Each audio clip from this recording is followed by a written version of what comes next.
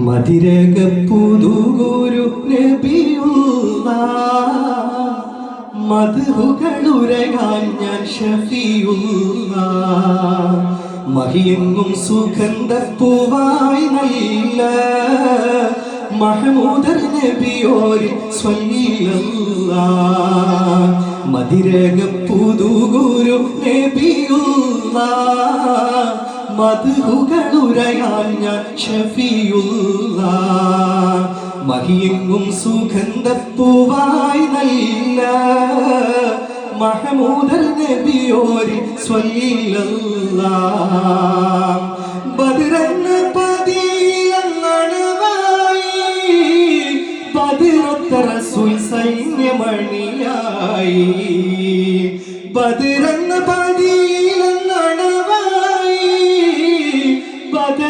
റസൂൽ സൈന്യമണിയായി ബദരീങ്ങളെണ്ണം തിരക്കുറവായി ബദലായി മലക്കുകൾ വരവായി മതിരക പുതുഗുരു നബിയുള്ളാഹ് മധുകളുരയാം ഞാൻ ഷഫിയുള്ളാഹ് മഹിയെങ്ങും സുഗന്ധപ്പൂവായി നല്ല മഹമൂദർ നബിയോരിൽ സ്വല്ലല്ലാഹ്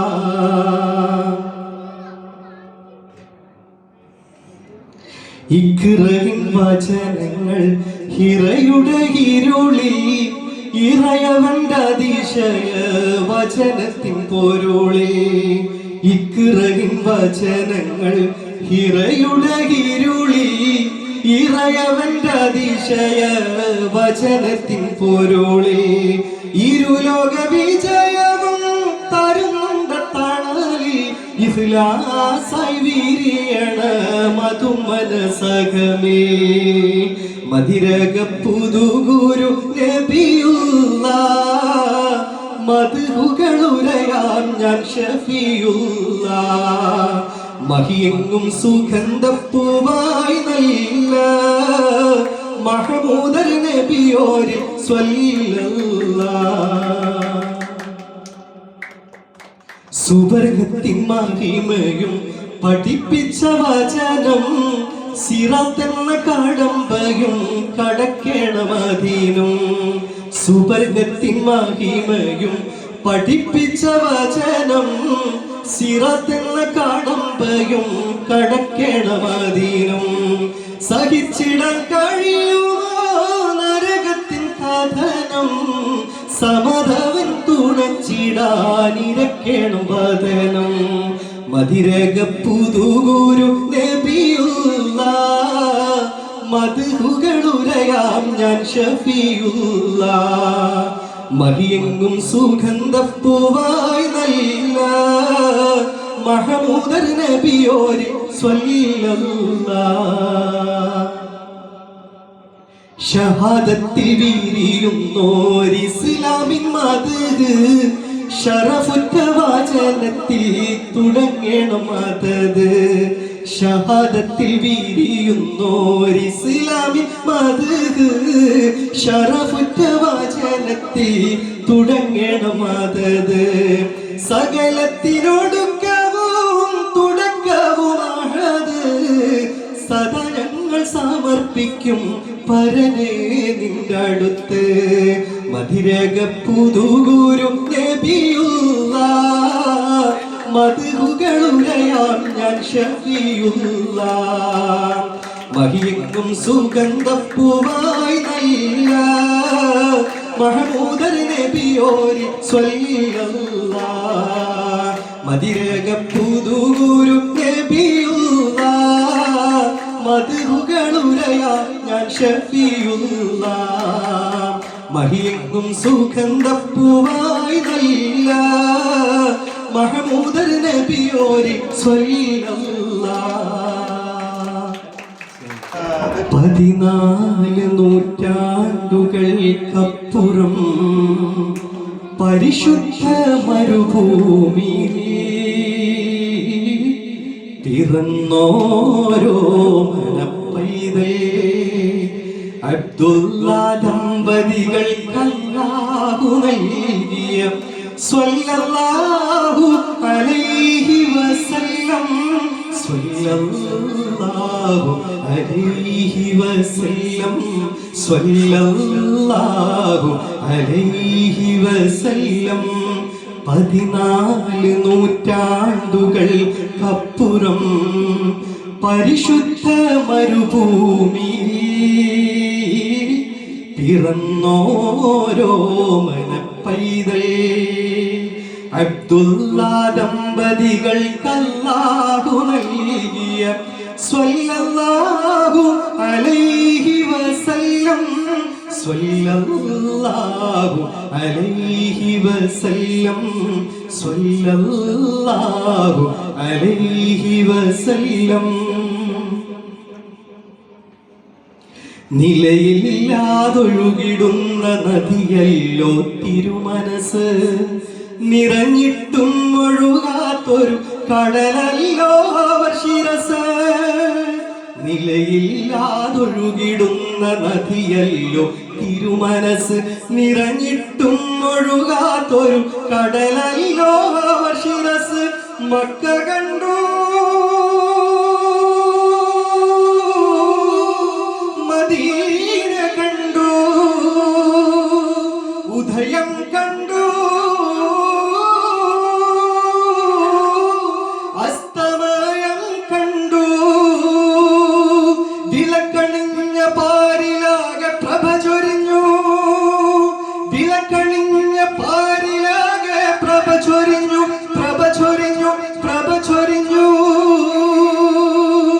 14 നൂറ്റാണ്ടുകൾക്കപ്പുറം പരിശുദ്ധ മരുഭൂമി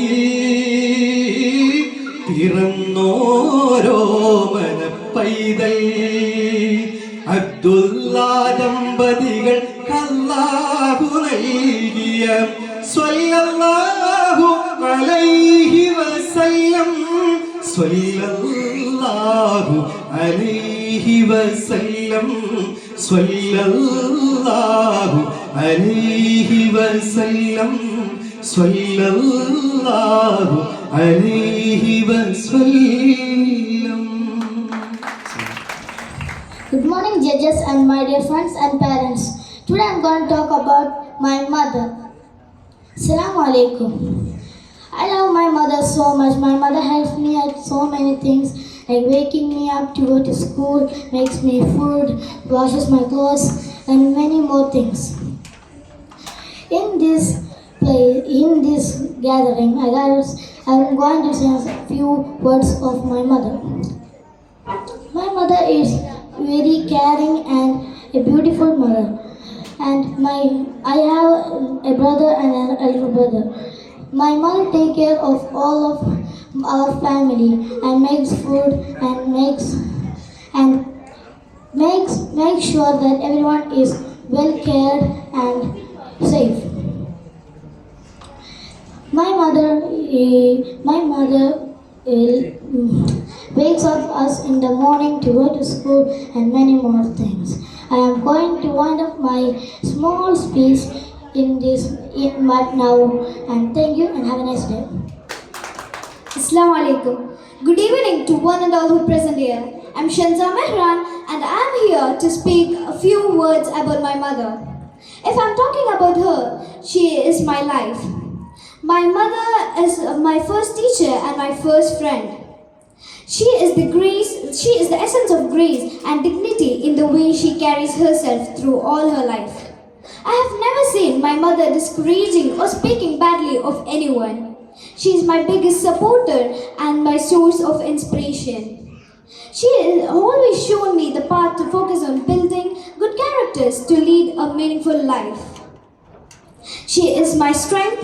My strength is my mother, and my strength is my mother. I believe even when this whole world stands against me, my mother stands near to me by holding my hands. Even when I don't express my feelings, my mother can understand that without even saying that. And my pain. I can share anything in this world to only one person, my best friend, and that is my mother. I want to be a woman like my mother when I grow up, imbibing all her values and characteristics.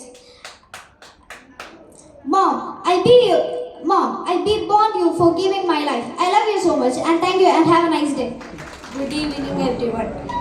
My mother is a woman like no other. She gave me life, nurtured me, taught me, dressed me, fought for me, helped me, shouted at me, kissed me, but most importantly, she loved me unconditionally. There are not enough words to describe just how important my mother is to me and what a powerful influence she continues to be. And thank you. Good afternoon, everyone. Today I'm going to talk about someone very special, my mother. She always wakes me up early in the morning and helps me go to school. Even when I get sick, she stays with me and makes me feel better. She is always with me. And every time, sometimes she yells, but sometimes I listen. I even help my mom for everything, like folding clothes and all. And now I'll tell a story about Sahaba asking the Prophet, who should I love the most? Once upon a time, there was a Sahaba. He went to the Prophet and asked the Prophet, who should I love the most? The Prophet Muhammad ﷺ told, your mother. So the Sahaba asked the Prophet again, who should I love the most? The Prophet told, your mother. Again the Sahaba asked the same question. The Prophet Muhammad ﷺ told, your mother. At the fourth time when the Sahaba asked the same question, the Prophet Muhammad ﷺ told, father. That 3 times was repeated, and the Sahaba understood that we have to listen to our mother most and love most. Thank you, Mom, for your every single thing that you have done. And thank you, everyone. കാക്ക ദാഹിച്ചു വരുമായിരുന്നു. പിന്നെ ഒരു പാത്രത്തിൽ വെള്ളം കണ്ടു. അത് വേണ്ട അത്ര കുടിച്ചു. എന്നിട്ട് സന്തോഷത്തോടെ പണുപോയി. Good evening, everybody. Once upon a time, a poor woodcutter was cutting down a tree by the side of a river. Accidentally, his axe slipped into the water. Losing his axe, the poor man sat down and wept. A god heard him, came out of the river to help him.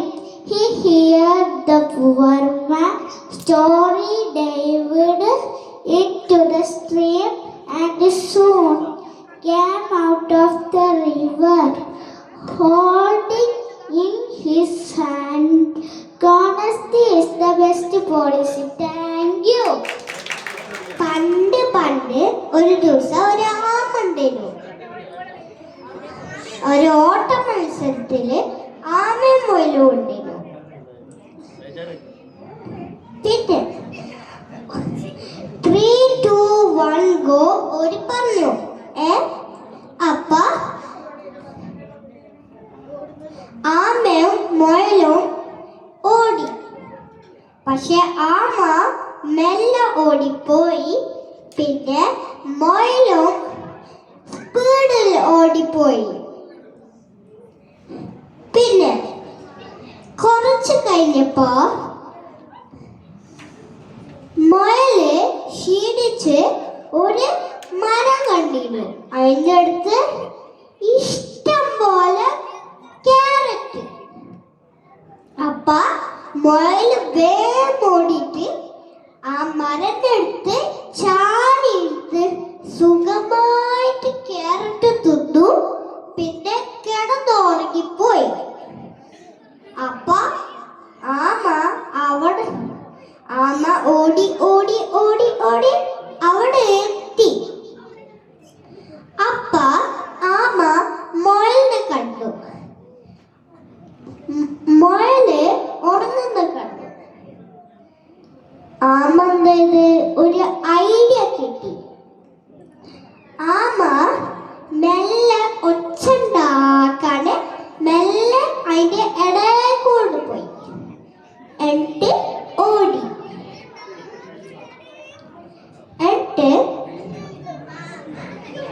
ആമ അവിടെ ഫിനിഷിന്റെ ഏരിയടുത്ത് എത്താനായി. മുയല് ആ ശബ്ദം കേട്ടപ്പോ മുയല് പെട്ടെന്ന് എണീച്ചു പോയി. മുയലത് കണ്ടപ്പോ മുയല് വേമൂടി. ആമ അവിടെ റെഡ് ബോണ്ടിനു ആമ അതിൽ കൂടി പാസ് ചെയ്ത്. അപ്പൊ ആമ ജയിച്ചു. കഴിഞ്ഞിട്ടില്ല.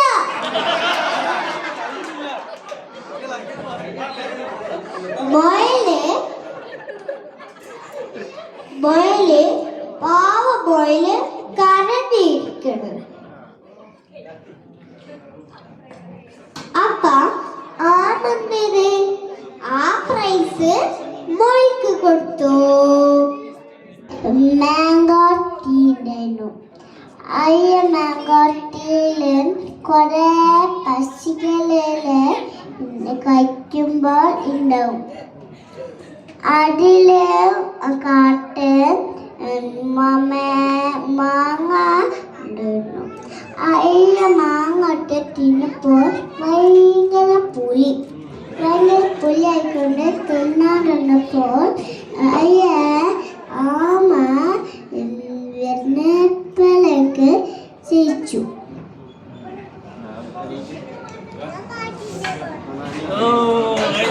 ഇഷ്ടപ്പെട്ടില്ലേ ഞങ്ങളുടെ കഥ? പുളിയുടെ മാങ്ങയുടെ കഥ ഇഷ്ടപ്പെട്ടില്ലേ? ഓക്കെ, ഇനി നമ്മുടെ ജൂനിയർ വിഭാഗം കഥാ മത്സരത്തിലേക്കാണ് പോകുന്നത്. സബ് ജൂനിയർ വിഭാഗത്തിൽ ഒരാളോടുണ്ട്. ഒരു കഥയോട് കേൾക്കട്ടെ അല്ലേ? വന്നിണ്ടേ ഞങ്ങളെ കഥ. എന്താ പേര്?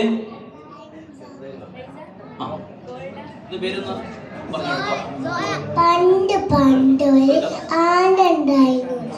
ആനത്തിലൊരു മാങ്ങ ഉണ്ടായിരുന്നു. അതിന്റെ മുമ്പിലൊരു ആന ഉണ്ടായിരുന്നു. എന്നിട്ട് ഒരു ഒന്നായിരുന്നു. അന്നപ്പോ ഒരു മൊയില് വന്നിട്ടുണ്ടായിരുന്നു. അന്നപ്പോ ഒരു മൊയില് വന്നപ്പോ ആനനെ നോക്കി. ആനന്റെ കഥ ഇഷ്ടപ്പെട്ടില്ലേ എല്ലാവർക്കും? അടുത്ത ആള് വന്നിട്ടല്ലോ, അവനുണ്ട് കേട്ടോ കഥ പറയാന്. ഒരു കൈയ്യടി എടുത്തേട്ടോ. കുട്ടികൾ വരുന്നുണ്ട്. ഇപ്പൊ ആൾക്കാരൊക്കെ വരികയാണ്. നമ്മളിപ്പോ ഒന്ന് രാത്രി വരെ കഥ പറഞ്ഞാൽ തീരൂല, അത്രയും കഥകളുണ്ട് നമുക്ക്. ഒരു നല്ല കൈയ്യടി എടുത്തേ. അവന്റെ പേരെന്താ? നിഹാൻ, റിഹാൻ. പേരെടുത്ത് ഇപ്പൊ പറഞ്ഞെടുത്തോ. പറഞ്ഞോ, ഉറക്കെ പറയട്ടോ.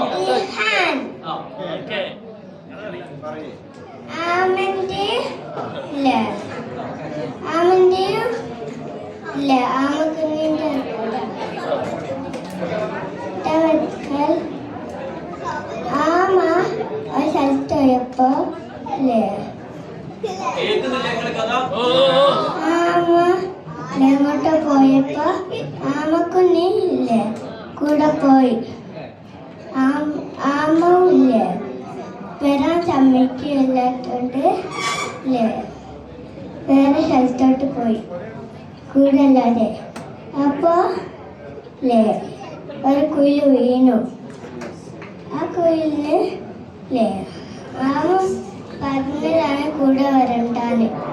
അതുകൊണ്ട് വന്നപ്പോ കുയിൽ വീണു പോയത്. ആമന്റെ കൂടെ വന്നിനെങ്കിൽ ഒന്നും പറ്റൂലായിരുന്നു. നിങ്ങൾക്ക് സ്വർഗം കിട്ടാനുള്ള ഒരു എളുപ്പ വഴിയെ പറ്റി ഞാനൊരു കഥ പറയട്ടെ. എങ്കിൽ എല്ലാവരും ഞാൻ പറയുന്ന കഥ ശ്രദ്ധിച്ച് കേട്ടോളൂ. ഒരാൾ ഒരു യാത്രയിലായിരുന്നു. അങ്ങനെ അദ്ദേഹം ഒരുപാട് യാത്ര ചെയ്ത് വളരെ ക്ഷീണിച്ചു. ഭക്ഷണമോ വെള്ളമോ ഒന്നും തന്നെ കയ്യിലില്ല. നിരാശനാശനമായ അയാൾ ഒരുപാട് പ്രയാസപ്പെട്ടു. കുറച്ചുകൂടി മുന്നോട്ട് നീങ്ങി. അപ്പോഴതാ ഒരു കിണർ. ഒട്ടും താമസിച്ചില്ല, വേഗം കിണറിന് സമീപമെത്തി. കിണറിൽ നിറയെ വെള്ളം. പക്ഷെ എങ്ങനെ വെള്ളം കോരും? ബക്കറ്റോ കയറോ ഒന്നും തന്നെ കയ്യിലില്ല. അങ്ങനെ അദ്ദേഹം ഒരുപാട് സമയം ആലോചിച്ചു ഇനി എന്ത് ചെയ്യും. അവസാനം അദ്ദേഹം കിണറിൽ ഇറങ്ങാൻ തന്നെ തീരുമാനിച്ചു. വളരെ പ്രയാസപ്പെട്ട് കിണറിൽ ഇറങ്ങി. വെള്ളം കുടിച്ച് ആശ്വാസത്തോടെ കിണറിൽ നിന്ന് കയറി വരുമ്പോഴത് ഒരു നായ കിണറിന് ചുറ്റും ഓടി തികയുകയാണ്. നാവ് പുറത്തേക്ക് നീട്ടി. നനഞ്ഞ മണ്ണിൽ ചവിട്ടുകയും ചെയ്തു. ഇത് കണ്ടപ്പോൾ ഇദ്ദേഹത്തിന് കാര്യം മനസ്സിലായി. അത് ദാഹിച്ചു വരുന്ന നായിയാണെന്ന്. നേരത്തെ തന്നെ തനിക്ക് അനുഭവപ്പെട്ട ദാഹം അദ്ദേഹം ഓർത്തു. എങ്ങനെയെങ്കിലും ദാഹിച്ച നായയെ ആശ്വസിപ്പിക്കണം. അദ്ദേഹം കിണറിൽ ഇറങ്ങി. തൻ്റെ ഷൂസ് നിറയെ വെള്ളമെടുത്ത് കടിച്ചു പിടിച്ചുകൊണ്ട് കിണറിൽ നിന്ന് കയറി. നായയ്ക്ക് വെള്ളം കൊടുത്തു. അങ്ങനെ നായ വാലാട്ടിക്കൊണ്ട് അവിടെ നിന്ന് സ്ഥലം വിട്ടു. ഇതുപോലെ ഒരു പൂച്ചയുടെ കഥയുമുണ്ട്. ഒരു സ്ത്രീ തിന്നാനും കുടിക്കാനും ഒന്നും കൊടുക്കാതെ ഒരു പൂച്ചയെ കെട്ടിയിട്ടു. കുറേ ദിവസം കഴിഞ്ഞപ്പോൾ ആ പൂച്ച അവശനായി ചത്തു. അള്ളാഹുവിനെ ഏറെ കോപിപ്പിച്ച കാര്യമാണിത്. ഇത് കാരണമായി ആ സ്ത്രീ നരകത്തിൽ പ്രവേശിച്ചു. കൂട്ടുകാരെ, നമ്മൾ സ്വർഗം ആഗ്രഹിക്കുന്നവരല്ലേ? എങ്കിൽ മിണ്ടാപ്രാണികളെ ഉപദ്രവിക്കുകയോ പട്ടിണിക്കിടുകയോ ചെയ്യരുത്. അവരെ നമ്മെ പോലെ മനസ്സിലാക്കി അവരുടെ വിശപ്പും ദാഹവും അകറ്റി കൊടുക്കുക. അള്ളാഹു നമ്മെ സ്വർഗത്തിൽ ഒത്തിട്ട് കൂടട്ടെ. ആമീൻ. ഇത്രയും പറഞ്ഞുകൊണ്ട് ഞാൻ എൻ്റെ ഇവിടുത്തെ കൊച്ചു കഥ നിർത്തുന്നു. അസ്സലാമു അലൈക്കും. Once upon a time, there was a pharaoh. There were so many Israelites. He made all the Israelites known as slaves for him. And one day he told all the Israelites that he is the only God. Then when the first pharaoh died, the new pharaoh came. He hated the Israelites. So when the new pharaoh was sleeping, he got a dream that a huge fireball fell from the sky and burned all the Egyptians except the Israelites, they unharmed. So the new pharaoh didn't notice what was the dream meant. So he called his priests and told what the dream meant. And the priests told there will be a newborn baby, a boy born baby for the Israelites. And when he grows up, he will be against you. So the pharaoh got angry and told his soldiers to kill all the newborn babies. After that, a boy baby was born, and his mother noticed that they will kill him if he's still in the city. So his mother took a basket and went to the river and put it inside the basket and made it flow away. And the mother told her daughter to follow the basket. So that time Pharaoh's wife was swimming in the river with her servants, and she told her servants to take the basket. When the servants took it to her, she saw a baby in it. She took it and went to the pharaoh and told, let's adopt this baby. So that time the pharaoh couldn't disagree. So he agreed. So then after that time, the boy was a prince, and they named that boy Musa. That time, when Musa was a prince, one day he was walking through the city. That time he saw an Egyptian beating an Israelite. That time the Egyptian was taking the Israelite to the palace, and that time the Musa noticed this, and the Israelite begged him for help. The Prophet Musa alayhi salam told the Egyptian stop beating, but the Egyptian soldier made him very angry, and then he hit the soldier so hard that the soldier fell down and died. So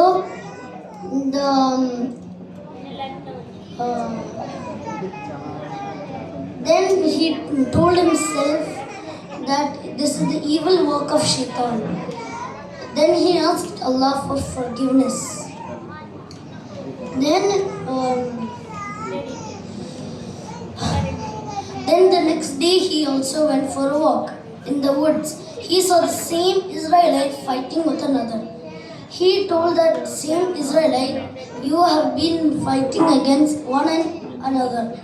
The Israelite told, I'm so sorry, don't kill me like that you killed the Egyptian. So another Egyptian was hearing all the things and told the Pharaoh. One of the Israelites ran to the prophet and told that the Pharaoh and his soldiers are coming to kill you. And then he ran away to the deserts. He got tired and slept there. After a few days, he got up and went again. With his burning feet still, he didn't give up and kept on running. After that, when he went to a mountain Taura, a light came. And a voice sounded. He told that was Allah, and he told that go to the Pharaoh and show him this. So the Musa noticed that the Islams noticed that it is indeed God. Then he had a staff, and Allah subhanahu wa ta'ala told him to throw the staff down. It turned into a snake. And then Allah subhanahu wa ta'ala told to take the snake, and then it turned back into normal.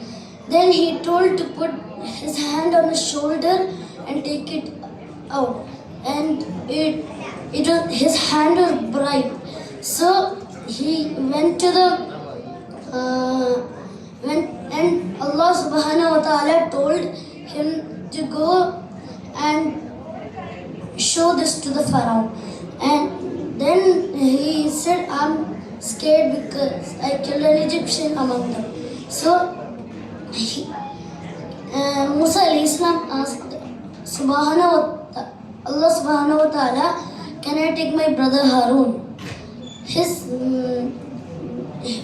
Allah subhanahu wa ta'ala told, okay, take your brother Harun and go to the Pharaoh and show this.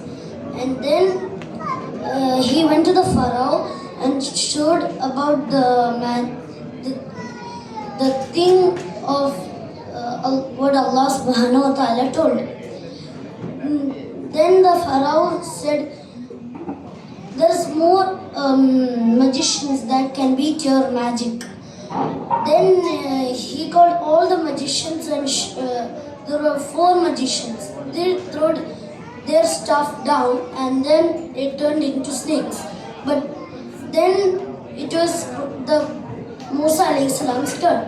When he threw it down, it turned big and ate all the small snakes. Then the 4 magicians note that this is not a trick or a magic. It is greater than magic. So they worshipped Musa alayhi salam and his God. So the Pharaoh got angry and shouted, "Why are you worshipping his God without my permission?" The magicians told, "There is someone greater than you." So the Pharaoh got angry and made a meeting with all the presidents. And then he took the with Musa alayhi salam, he took all the believers. And when they were walking, the